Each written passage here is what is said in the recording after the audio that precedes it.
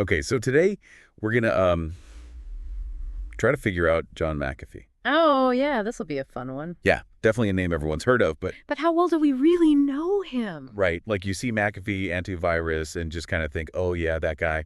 Right, exactly. But then you dig a little deeper and it's like, whoa, what was going on there? Totally. I mean, from coding at NASA to like being on the run from the law. Yeah, and that whole thing in Belize. Oh, yeah, we'll get to that. Definitely a lot to unpack. Yeah, so we've got a ton of articles, biographies, even some of his own words. Which, as you can imagine, are pretty wild. Oh yeah, so we're going to go through it all and try to figure out the real John McAfee. Right? Was he a tech visionary? A total con man? Or somewhere in between. Exactly. And that's really what we're trying to figure out today. Exactly. So let's start at the beginning. Okay. Born in England in 1945. Yeah, 1945. And from what we can tell, his childhood was pretty rough. Yeah, his dad was an alcoholic and Then later committed suicide. really tough stuff. Yeah. So you can't help but wonder how that shaped him, you know? Totally. But even with that difficult start, he goes on to get a bachelor's in math. Yep. And then he lands a job at NASA. NASA. Yeah, working on the Apollo 11 mission, no less. Wow, that's incredible. Right. Talk about a high point. Yeah, so it seems like he's on the path to success, but then, Yeah, then things take a turn. yeah, he gets expelled from a PhD program. Apparently due to some inappropriate relationships. Ah, so maybe some early signs of that kind of disregard for the rules. Yeah, maybe. And, that pattern kind of continues. Oh, how so? Well, he ends up at Lockheed Martin, and that's where he encounters the brain virus. The brain virus. Yeah, one of the first computer viruses, like, spreading through floppy disks. Oh, wow. So this is like early days of computers. Yeah, and it caused a lot of problems for people. I bet so, everyone freaking out. Totally. And for McAfee, it seems like this was a real turning point. Oh, yeah. Why is that? Well, it sparked his interest in cybersecurity. Makes sense. He saw the damage it could do. Right, and he saw a need for protection. And that leads him to start McAfee Associates. Yep. In 1987, he launches the first commercial antivirus software. Which completely changes the game. Absolutely. Now, everyday people could protect their computers. Not just the tech expert. Exactly. McAfee made it accessible to everyone. And made a fortune in the process. Yeah, he becomes super wealthy, but then Yes, but he leaves the company in 1994. sells his shares and walks away. But his name stays on the software. Even after Intel buys the company in 2011. It's really interesting how his name became synonymous with the brand, even though... Even though he wasn't involved anymore. Yeah, a complicated legacy for sure. So now he's a self-made millionaire. What does he do? Well, this is where things get really interesting. Does he retire to a private island? Not exactly. Okay, I'm intrigued. Tell me more. He goes in a completely different direction. Okay, I gotta hear. Think alleged crimes, bizarre business ventures. Oh, wow. Yeah, and even politics. No way he got into politics. Oh, yeah, we'll get to that, but All first... right, let's stick with this millionaire phase. Okay, so picture this. It's around 2007, the financial crisis is hitting. Okay. And instead of playing it safe, McAfee decides to get into recreational drug production. He starts making drugs. Yep, and then he also gets into light sport aircraft. What are light sport So aircraft? kind of like small personal planes, basically. Okay, so drugs and planes, got it. Yeah, and then he decides he needs a change of scenery. Well, where does he go? He moves to Belize in 2008. Belize. Wow. Yeah, he's looking for a more rustic life, as he called it. Rustic life, huh? Yeah, but things don't exactly go as planned. Oh, I bet what happens. Well, his behavior starts to get really erratic and controversial. Like what kind of behavior? That's what we'll talk about next. This is getting good. Oh, yeah, things are about to get wild. So McAfee's in Belize trying to live this, like, off-the-grid life. Yeah, but it sounds like things got pretty crazy. Oh, yeah, definitely. So in 2012, the police raid his compound in Belize. Whoa, a police raid? What happened? Well, they found a bunch of weapons, and Oh. what they suspected was a meth lab. Whoa. Seriously. He was making meth. Well, McAfee denied it, of course. Of course. He claimed he was actually making an herbal antibiotic. An herbal antibiotic, like all natural. Yep, even gave a demonstration to Wired magazine showing how he made it.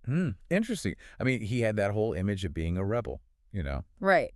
Always pushing boundaries, experimenting. So maybe it's not that far-fetched. Yeah, but then again, he was also really good at spinning stories. True. So it could have been a cover story. Exactly, and the sources we looked at don't really give a clear answer. So we're left wondering, was it real or just another McAfee show? Right, and speaking of things that are hard to figure out. You're talking about his neighbor. Yeah, Gregory Fall. Right, the one who was found dead. McAfee was a person of interest in that case. But he always said he was innocent. Yep, claimed the Belarusian government was trying to frame him. Because they didn't like him? Right, they had a very contentious relationship. So what do we know about this Fall guy?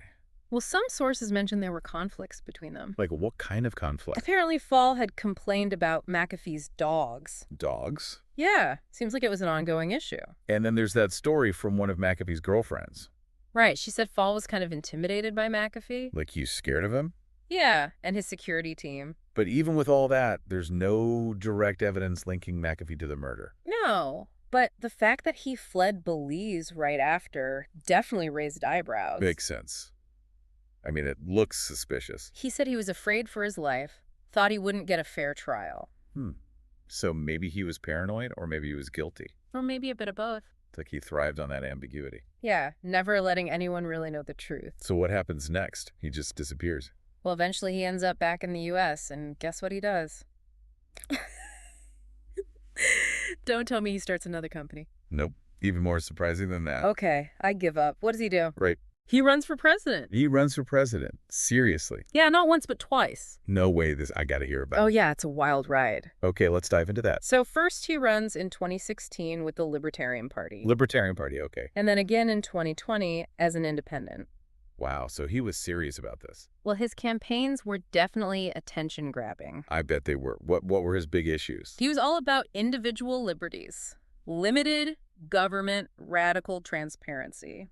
Sounds like a pretty typical libertarian platform. Yeah, and he was also a huge proponent of cryptocurrency. Oh yeah, he was always talking about Bitcoin. Yep, even made some pretty out-there predictions about its future. So how did he do in these elections? Not great. He was seen as too eccentric, too unpredictable. Yeah, I can see that. He got a lot of media attention, but not many votes. It's almost like he was using the campaign as another way to promote himself. Maybe he liked being in the spotlight no matter what the context. So his political career fizzles out. What happens next? Well, this is where his legal troubles really start to catch up with him. Oh, right, those tax evasion charges? Yep, and they eventually lead to his arrest in Spain. Spain. Wow, he really got around. He was always on the move. So what happens in Spain? This is where it all ends, right? Yeah, this is the final chapter of the John McAfee saga, and it's a doozy. So McAfee's in a Spanish prison fighting extradition to the U.S. Facing those tax evasion charges. Yeah, and he's still claiming he's innocent, says it's all a big conspiracy. Right, he always said the government was out to get him. And then in June 2021, just hours after his extradition is approved, Oh, wow, this is it. they find him dead in his cell. No way, what happened? Official ruling suicide by hanging. Suicide. But McAfee always said. Yeah, no, remember that tweet? If I suicide myself, I didn't. I was whacked. Exactly. Like that. How could you ignore that? It definitely fueled all those conspiracy theories. Oh, yeah. I bet some people thought he was silenced to protect powerful interests. Right, or maybe he knew too much about something. And then there were those who thought he faked his own death. That he somehow managed to escape. And his ex-girlfriend, Samantha, she even claimed he was still alive. Yeah, in that Netflix documentary. Right, said he contacted her after he supposedly died. But there's no proof, no real evidence. So it's another McAfee mystery, I guess. Another layer of uncertainty. So where does this leave us? I mean, after going through all of this, It's hard to say for sure, was he a visionary or a con man? grifter or gifted? Maybe he was a bit of both. Yeah, complex mix of brilliance and recklessness. He revolutionized cybersecurity, but also seemed to court chaos. Maybe he just couldn't help himself always pushing the limits. It's like he thrived on that edge between genius and madness. And even in death, he left us with more questions than answers. So what can we learn from all of this? I think it's a reminder to be critical, To not take things at face value. especially when it comes to people like McAfee who cultivate these larger-than-life personas. Right. We have to look beyond the headlines and try to understand the complexities. And to remember that sometimes the truth is much more complicated than any simple narrative. Well said. And on that note, I think it's time to wrap up this deep dive. Thanks for joining us, everyone. And until next time, keep questioning, keep digging, and keep an open mind.